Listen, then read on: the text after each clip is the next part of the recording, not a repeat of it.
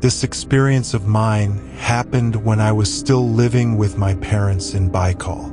I was 15 years old at that time, and my cousins from Manila had their summer vacation at our house. It was a hot night, and we, my 4 cousins and me, couldn't really sleep well.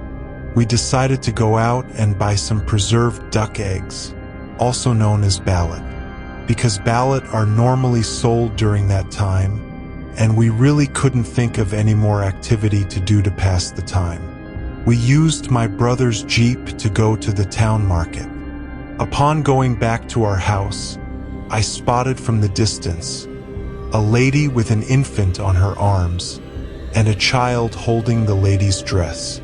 My other cousins also spotted the lady who was signaling us for a ride, but we just drove past her since she was signaling for a ride to town proper, and we are already going back home.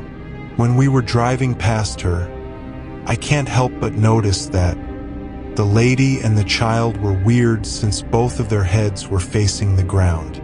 When we were about 20 meters away, I looked back at them and told my cousins that they were gone.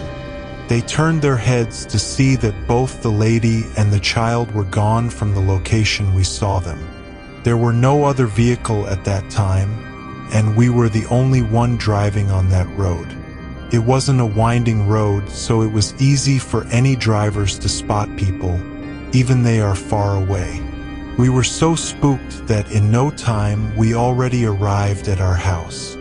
We were so scared that we need to open all the lights on the balcony and on the front yard just to close the front gate.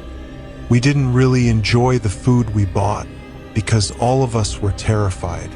The following morning, I shared the events that happened that night to my parents and grandmother, but my grandmother was not surprised and told me that 10 years ago, a lady and her 2 children were on their way to catch a bus home when they were hit by a truck and died on the spot on that road.